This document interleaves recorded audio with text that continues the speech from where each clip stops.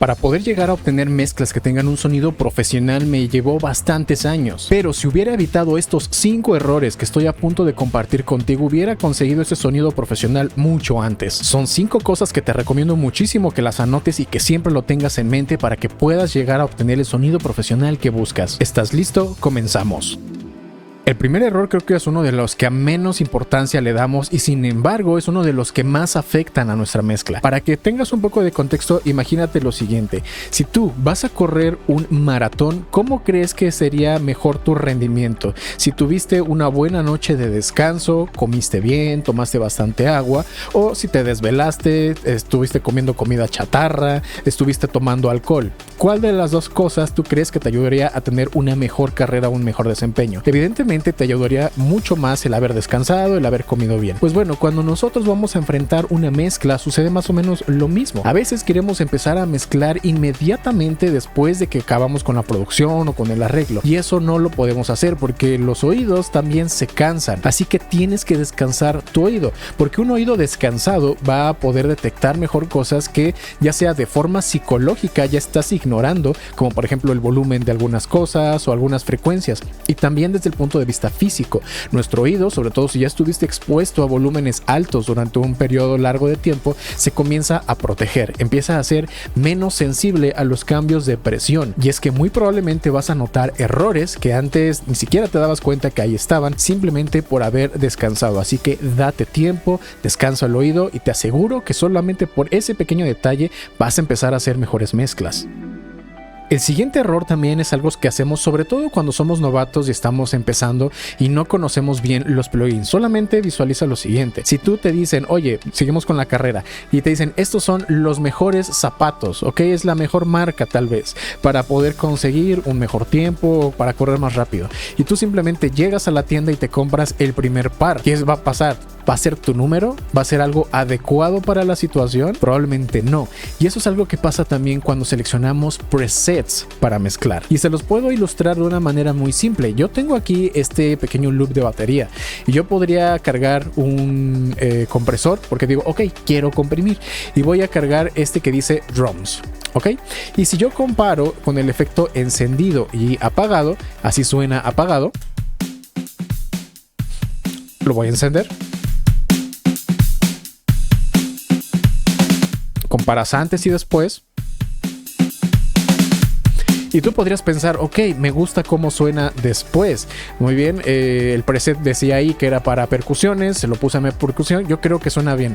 Pero si solamente usas los presets, no hay nada de malo en usar presets. El problema es que no sepas cómo funciona el plugin y que por lo tanto no sepas si el preset está funcionando o no. Tienes que ajustar las cosas al contexto, al caso específico. Si yo reviso aquí en este caso el compresor, me voy a dar cuenta, ok, sobre todo si le quito la ganancia, ok, el makeup gain, yo voy a ver que el umbral está puesto aquí en azul. Es decir, ni siquiera el sonido ni siquiera está llegando al umbral. Es decir, todos estos ajustes no sirven de nada porque no está pasando nada, no está comprimiendo. Lo único que está pasando es que estábamos escuchando la diferencia de volumen de la supuesta compensación de ganancia que nos iba a traer el haber comprimido. Pero te das cuenta, si analizas ya el ajuste, que no estamos comprimiendo, solamente le estábamos subiendo el volumen y pues a final de cuentas no comprimimos, no hicimos nada de lo que pensábamos porque no sabes cómo funciona el preset. Por lo tanto, no cargues únicamente los presets, sino que tienes que estudiar bien tu plugin, tienes que saber qué hace ese plugin y cuando cargues un preset, ajustarlo a lo que tú tienes, a lo que está entrando para que ahora sí haga el trabajo correcto. El preset simplemente es como para ahorrarse unos pasos extra, no es que te vaya a solucionar todo. Este paso es muy importante y muchas veces ni siquiera lo hacemos o no sabemos que lo tenemos que hacer. Solo piensa en la siguiente situación. Imagina que tú fueras un diseñador gráfico y que tienes que colorear una imagen, pero por alguna razón el monitor que tú tienes está descompuesto y no te muestra todos los colores tal y como son.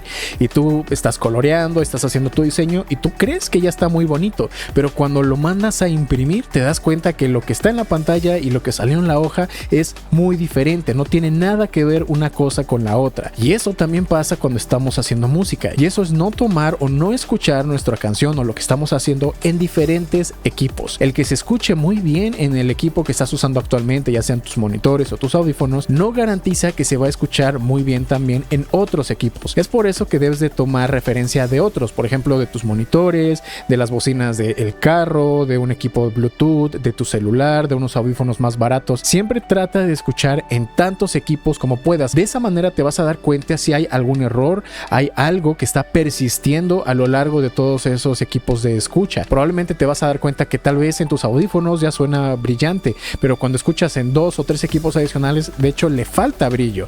Eso es entonces un problema de tus audífonos. Tus audífonos te estaban engañando con brillo extra, y hasta que no escuchaste con otros equipos es cuando te das cuenta de ese error. Y dentro de este mismo consejo, no solamente te fijes en los equipos, sino también que tengas un track de referencia, una canción de referencia que te pueda ayudar. Y eso es porque, tal vez no tienes dinero, no tienes los recursos para poder comprar varios audífonos o varias bocinas, pero si tú tomas un track de referencia, siguiendo con el ejemplo, aunque tus audífonos sonaran a lo mejor demasiado brillantes, si tú escuchas la canción de referencia y comparas con lo que tú estás haciendo, te vas a dar cuenta, ese track de referencia fue mezclado profesionalmente, y así como yo lo escucho en estos audífonos es como se debería escuchar la música que yo estoy haciendo.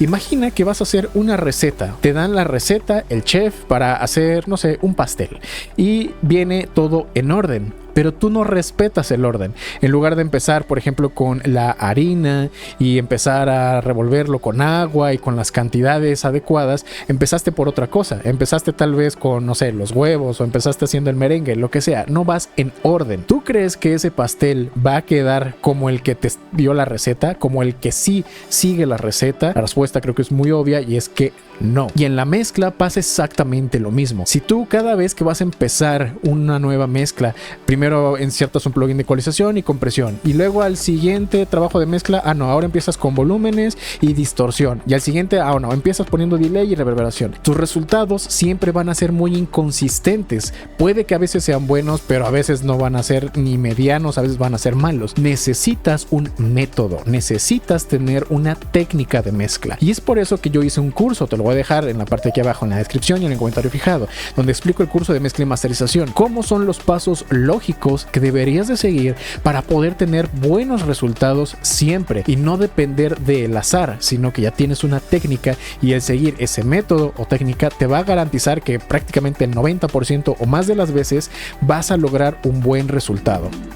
El siguiente error está relacionado con el anterior. Piensa en lo siguiente: imagina que estás construyendo una casa, ya tienes tu método, normalmente comienzas desde los cimientos y de ahí vas hacia arriba, pero ¿qué pasa si por ejemplo dejas los cimientos, ya calculaste las distancias o el grueso que deben tener los pilares o las columnas, y comienzas a construir el primer piso, pero de repente ya no te convence y ahora quieres cambiar los cimientos, ahora quieres poner uno más o quitar uno o cambiarlos en la distancia? ¿Qué va a pasar con lo que ya habías construido encima? Probablemente se va a desmoronar, se va a caer. Y eso también pasa en la mezcla. Cuando comenzamos a mezclar, hay que empezar con los elementos más importantes de la mezcla, que eso lo explico en el curso, que suele ser el kick, el bajo, tu vocal principal y también el sintetizador o melodía principal. Esos 3 o 4 sonidos, si dependiendo de tu canción tiene voz o no, son los más importantes y son los que debes de ajustar primero. Y una vez que ya tienes ese ajuste inicial hecho, vas con el resto de sonidos. Pero si más adelante en la mezcla los empiezas a mover otra vez, por ejemplo dices, es que ahora siento que este pad está tapando al bajo, le voy a subir al bajo. ¿Qué estás haciendo? Estás cambiando los cimientos. Si ahora el bajo le subiste porque lo tapaba el pad, probablemente el bajo y el kick ya no tienen el mismo equilibrio, ya rompiste ese balance que tenías hecho correctamente. Entonces no cambies los cimientos, no cambies los pilares. Si te das cuenta que está pasando algo como eso, en lugar de cambiar los pilares, cambia los otros elementos que estás añadiendo para que encajen con lo que ya tenías y no al revés. Pero incluso aunque logres solucionar estos 5 errores que te acabo de decir, existen 2 más que si los sigues cometiendo y no te fijas en ellos, jamás vas a lograr que tu música suene profesional. Y te los voy a dejar en el video que tienes ahora mismo en la pantalla. Son 2 errores, 2 cosas que debes de hacer muy importantes antes de subir tu música a Spotify o cualquier otro servicio de streaming.